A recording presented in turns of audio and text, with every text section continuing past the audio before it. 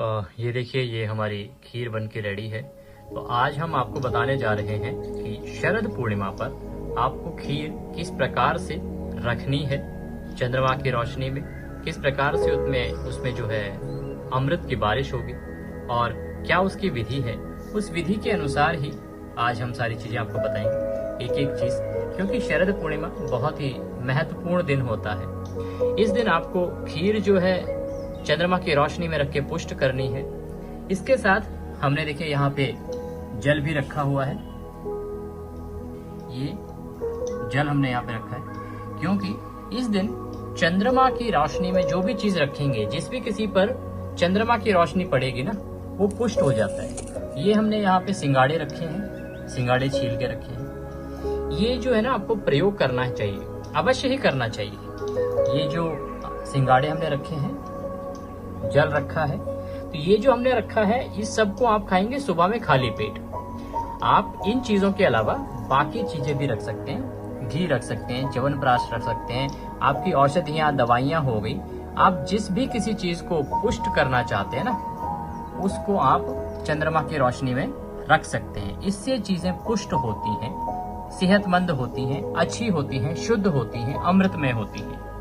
बात करें कि समय क्या होना चाहिए, तो ये आपको कब से कब रखना है, तो इसमें समय लगभग रहेगा रात्रि को 9 बजे से और मध्य रात्रि 12 बजे तक आपको ये रखना चाहिए। ये समय है।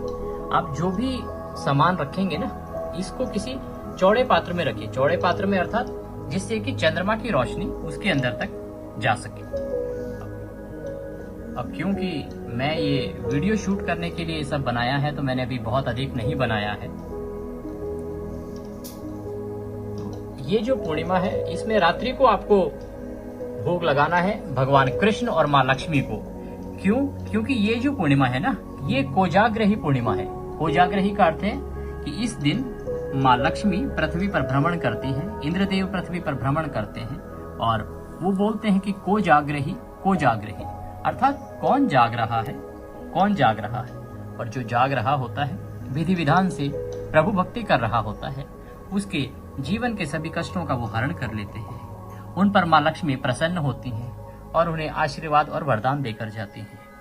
ये जो शरद पूर्णिमा है ना, ये रात्रि के जागरण की पूर्णिमा है। इससे संबंधित एक बहुत ही महत्वपूर्ण पूजा विधि होती है, जिसमें रात्रि को माँ लक्ष्मी और भगवान श्री कृष्ण की पूजा की जाती है। और बहुत ही साधारण पूजा होती है वो। जो वस्तुएं आपके घर में होती हैं, उन्हीं से माता की पूजा की जा सकती है। उसका वीडियो भी हमने डिटेल्ड वीडियो बनाया है, जिसमें सब कुछ दिखाया है कि पूजा आपको कैसे करनी है, क्या कोई मंत्र बोलने की आवश्यकता है क्या, किस प्रकार से आप पूजा करें और किस प्रकार से आप माँ को प्रसन्न करें। वो आप अवश्य देखिएगा वीडियो। उसका लिंक मैं यहाँ इस वीडियो के डिस्क्रिप्शन में भी दे दूंगा। क्योंकि रात्रि को अगर आप 12 बजे माँ लक्ष्मी की पूजा करेंगे निश्चित काल में, निश्चित काल जो हमने पिछले वीडियो में आपको बताया था कि निश्चित काल का समय होता है जिसमें आपको पूजा करनी चाहिए माँ लक्ष्मी की। ये विशेष पूजा है, बहुत साधारण पूजा है, कोई मंत्र नहीं है। ये पूजा शास्त्र अनुसार हम आपको बता रहे हैं। शास्त्र में ये नारद पुराण में वर्णित है और उसी विधि से हम आपको ये सारी पूजा विधि बताएंगे। आप उस वीडियो को अवश्य देखिए और पूजा कीजिए। रात्रि को 16 तारीख की रात्रि को माँ लक्ष्मी की पूजा कीजिए। पहले ये खीर बनाइए, ये सामान जो भी सामग्री आप रखना चाहें पुष्ट होने के लिए, उसको रखिए चंद्रमा की रोशनी में। और उसके बाद निश्चित काल में आप माँ लक्ष्मी की पूजा कीजिए। उसमें कुछ भी ऐसा नहीं है जो आप नहीं कर सकते। बहुत साधारण विधि है और वो सभी चीजें हैं जो घर में उपलब्ध होती हैं। कुछ अतिरिक्त सामग्री की भी आपको आवश्यकता रहेगी ही नहीं। तो इस प्रकार से वो आप अवश्य कीजिएगा। ये चीजें आपने बना ली हैं। अब देखिए, ये सारी चीजें, ये खीर है, इसको भी चौड़े पात्र में, खुले मुंह वाले पात्र में रखिएगा ताकि रोशनी जा सके। अब क्योंकि ये आपको रखने हैं बाहर रखना है, तो इसमें बहुत सारे कीड़े, कुछ छोटे छोटे मच्छर आदि गिर सकते हैं। तो इसके लिए आपको इसे ढक देना चाहिए। ज्यादातर लोग क्या करते हैं ना, इसको छन्नी से ढक देते हैं। छन्नी के जो छिद्र होते हैं वो बड़े होते हैं, उनमें से कुछ छोटे छोटे कीड़े चले जाते हैं। इसीलिए आप इसको किसी कपड़े से ढकिएगा। मैं आपको बताऊंगा कि किस प्रकार के कपड़े से आपको ढकना चाहिए। और इस दिन आप इसको तो रखेंगे ही, साथ में आपको स्वयं भी चंद्रमा की रोशनी में बैठना चाहिए। चंद्रमा की रोशनी में स्वयं क्यों बैठना चाहिए? क्योंकि चंद्रमा तो इस दिन अमृत बरसाता ही है। भगवान श्री कृष्ण भी इस दिन अधरा अमृत बरसाते हैं। भगवान श्री कृष्ण ने भी इस दिन अधरा अमृत बरसाया है। इसीलिए हमें हो सके तो थोड़े कम कपड़े पहन के, ताकि हमारा जो शरीर है उस पर अधिक से अधिक चंद्रमा का प्रकाश पड़े और वो हमारा शरीर पुष्ट हो। तो आपको भोजन को पुष्ट करना है, खाने पीने की वस्तुओं को, सामग्री को पुष्ट करना है और चंद्रमा की रोशनी में स्वयं बैठें। स्वयं बैठने से आपका जो शरीर है वो स्वस्थ रहेगा, आपके बहुत सारी बीमारियां दूर होंगी, क्योंकि इस दिन 2-2 अमृत बरसते हैं। तो इस रात्रि की जो महिमा है ना, इसको आप समझिए, ये बहुत अधिक महत्वपूर्ण दिन है। इस दिन इस महिमा को समझते हुए आपको रात्रि को जागरण करना चाहिए। जो भी वस्तुएं आपको पुष्ट करनी है ना, उनको पुष्ट कीजिएगा। और इस वीडियो को पहले बनाने का हमारा सिर्फ उद्देश्य यही है ताकि अधिक से अधिक हमारे सनातनी इसको समझ सकें कि ये कितना महत्वपूर्ण दिन है, कि ये कितना महत्वपूर्ण अवसर है उनके पास। इसीलिए इस प्रकार से इनको रखिएगा। अब हम बताते हैं आपको कि आपको क्या कर सकते हैं। इस पे आप क्या करना क्या है कि आप इसको ढकिएगा। ढकना कैसे है इसको? ये ऐसे एक बहुत ही ट्रांजी कपड़ा लीजिएगा, बहुत ही पतला कपड़ा, जो कि बड़े आराम से हर जगह उपलब्ध होता है। आप दुकान पे जाइएगा और सबसे महीन से महीन सूती कपड़ा उससे लीजिएगा और उसको आप इस पर ढकेंगे। क्योंकि हमारा अपना अनुभव है कि अगर आप इसको नहीं ढकेंगे ना, तो बहुत सारे कीड़े इसके अंदर गिर जाएंगे और ये आपके लिए नुकसानदायक हो सकता है। इसीलिए इस प्रकार से इसको ढक दीजिए। और इस प्रकार के कपड़े से ढकने का लाभ ये होगा कि जो चंद्रमा की रोशनी इस पे जाएगी वो रुकेगी नहीं। इस प्रकार से आप इसको ढक दीजिए। बाकी जो सामग्री है ना, उसको भी आप इसी प्रकार से ढकें। ठीक है, ऐसे। ये बहुत ही पतला कपड़ा है, ऐसे इस कपड़े से आपको ढक देना है। ये देखिए, ठीक है। और इसके साथ ही आप बाकी जो चीजें हैं उनको भी ढक दीजिए। ये देखिए, आप जिस भी किसी चीज को रख रहे हैं ना, उन सब को ढक दीजिए। इसको ढकने का लाभ ये होगा कि इसमें कोई कीड़ा नहीं जाएगा और संभव हो तो इसे पृथ्वी पर ना रखिएगा, किसी टेबल आदि पे रखिएगा ताकि नीचे से भी कीड़े आदि ना आ पाए। इस प्रकार से 9 से 12 तक इसको रखिएगा। अब आ गए हम पूजा के सेक्शन में। हमने वो सारा सामग्री जो है वो बाहर रख दिया है। इसके बाद ये सामग्री है, बहुत अधिक आपको रखने की आवश्यकता नहीं है। इसमें एक दीप प्रज्वलित कर लेना है आपको, चंदन है, अक्षत है, पुष्प है और ये खीर है। एक तो खीर जो आपने वहां रखी है, ये खीर जो चंद्रमा को भोग लगाएंगे, वो जो खीर आपने बाहर रखी थी ना, उस खीर का भोग लगेगा माँ लक्ष्मी को और भगवान कृष्ण को, जो हम आपको विधि बताने वाले हैं। आप दूसरा वीडियो आप देखिएगा हमारा, जिसमें हमने माँ लक्ष्मी को प्रसन्न करने के लिए जो विधि है और माँ लक्ष्मी की कृपा पाने के लिए बहुत ही विशेष साधना है जो साधारण तरीके से आप कर सकते हैं ना, उसमें आपको उस खीर का भोग लगाना है। ये जो खीर है आपको अलग से निकाल के रखनी थी एक कटोरी में, जिससे कि आप चंद्रदेव की पूजा करेंगे। आपको चंद्रमा की पूजा करेंगे अब हम। चंद्रमा क्योंकि एक विद्यमान देवता है, तो इसीलिए उनको कभी भी ना तो आसन देने की आवश्यकता है, ना उनके आवाहन की आवश्यकता है। चंद्र देवता हमारे सामने आवाहन उस टाइम पे विराजमान रहेंगे। तो हमें क्या करना है, ऐसे चंद्र देवता को ऐसे ऐसे भगवान की आरती करनी है चंद्रदेव की, ऐसे चंद्रमा देव की आरती करनी है। आपके पास अगर धूप हो तो इसी प्रकार से आप चंद्रमा को धूप दिखाइएगा, प्रणाम कीजिएगा और रख दीजिएगा। फिर शंख लीजिएगा, शंख के अंदर आप थोड़ा सा दूध रख लीजिएगा, कच्चा दूध, उसमें थोड़ा जल मिला लीजिएगा और उसके बाद इस शंख से आपको अर्घ देना है।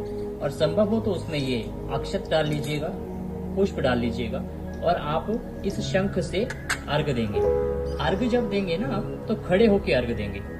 और जब अर्घ देंगे तो ये ध्यान रखें कि इसकी जो छींटे हैं ना, वो आपके पैरों पे ना आए। इसीलिए जब अर्घ दे रहे हो तो नीचे कोई पात्र रखिएगा, ताकि जो दूध वाला अर्घ आप दे रहे हैं वो पैरों पे ना आए, उसमें एकत्र हो जाए। और फिर जो दूध हमने अर्घ देकर इकट्ठा किया है, इसको रात्रि को किसी पेड़ में डालने मत जाइएगा, ये शुभ नहीं है। ये जो दूध है इसको डालने के लिए कहीं जाइएगा नहीं, तो इसको आप संभाल कर रख दीजिएगा। अगले दिन किसी जीव जंतु के लिए आप दे सकते हैं इसको, या सुबह होने के बाद किसी वृक्ष में डाल सकते हैं, रात्रि को नहीं। तुलसी में नहीं डालना है, पीपल में डाल सकते हैं, इसका आपको ध्यान रखना है। ठीक है, अब अर्घ देने के बाद हम लोग भगवान चंद्र देवता को ये खीर का भोग लगाएंगे। खीर का भोग लगाएंगे। खीर का भोग लगाने के लिए सबसे पहले ये जो भोजन हमने रखा है चंद्रमा देव के लिए, ये ऐसे इसको 3 बार जल से प्रक्षालित करना। ओम प्राणाय स्वाहा, ओम अपानाय स्वाहा, ओम उदानाय स्वाहा, ओम व्यानाय स्वाहा, ओम समानाय स्वाहा। इस प्रकार से ये जो 5 मंत्र हैं, इन मंत्रों से आप भोग लगाइएगा। जब भी आप ठाकुर जी को कहीं भी भोग लगाते हैं ना, तो यही मंत्र हैं। इन मंत्रों को आपको याद होना ही चाहिए सभी सनातनी को। जब भी आप घर में भोग लगाएंगे तो ये मंत्र बहुत काम आएगा। तो इस प्रकार से आप चंद्रदेव को भोग लगाइए।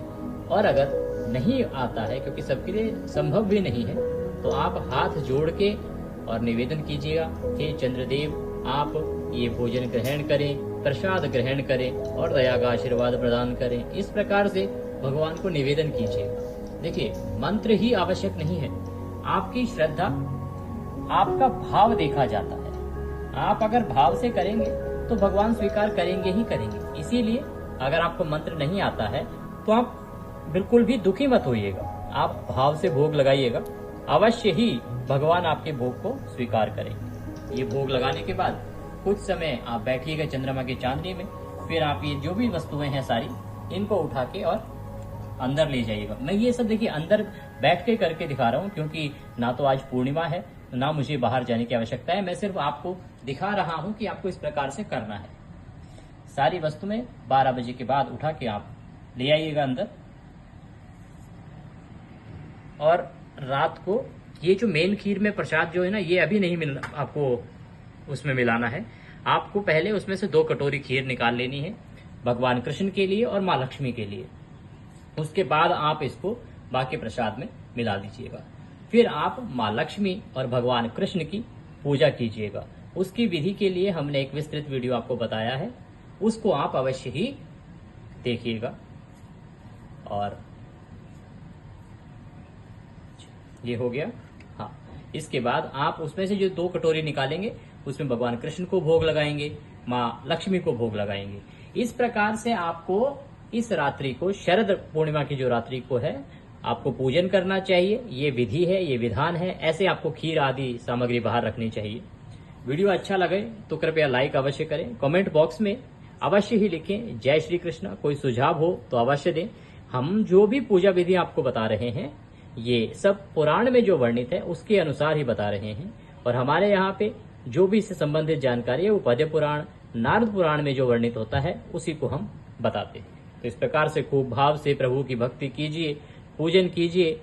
और इस दिन याद से माँ लक्ष्मी को अवश्य आप भोग लगाइएगा खीर से। इसका बड़ा लाभ है।